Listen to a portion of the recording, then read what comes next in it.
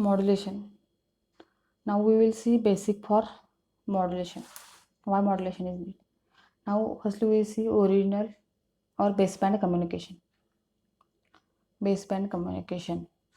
Original information signals are analog or digital and are called as a baseband signals. These baseband signals can be transmitted by putting directly into medium is called as a baseband transmission. But there are limitations for direct transmission of these baseband signals over the medium. Hence, for transmission of baseband signals by radio or by wireless transmission, modulation technique has to be used.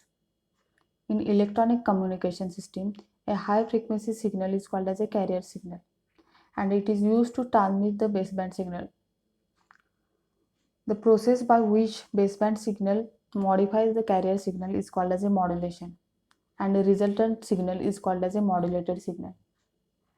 At the receiving end, the baseband signal and carrier signal are separated from modulated signal by the process of demodulation. So this is about modulation and demodulation. Now what is need for modulation? Why it is required? Suppose if we transmit a voice signals over a medium, then it may get weakened at the destination. So to avoid that, there is need of modulation from which we can get a original data at the destination. Modulation also reduces the height of antenna. It avoids the mixing of signals. It increases the range of communication, means we can send or transmit data at a large distance. It allows the multiplexing of signals, means we can use a single channel for transmitting a multiple signals. It allows the adjustments in bandwidth. It improves the quality of reception. Now, these are different techniques used for modulation, which are amplitude modulation, frequency modulation, and phase modulation.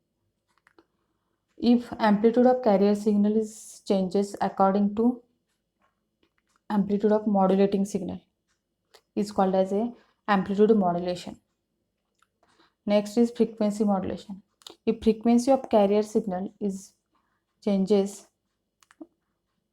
according to amplitude of modulating signal, that is called as a frequency modulation. And if phase of carrier signal is varied according to amplitude of modulating signal, is called as a phase modulation technique. Now here in this figure, this first waveform is a original signal, that is baseband signal. Second is a carrier signal which have high frequency, and third is a modulated signal which is a result of modulation of baseband signal, modulation of carrier signal according to baseband signal amplitude. So this is a amplitude modulated signal, that is modulated signal. Next is a frequency modulated signal. This is a original signal and this is a FM modulated signal. So we have seen here carrier signal have high frequency. So properties of carrier, that is frequency of carrier is changes according to amplitude of this baseband signal, that is baseband signal, modulating signal, or original data signal, that is same. So this is about frequency modulation. So this is part of introduction of modulation. Thank you.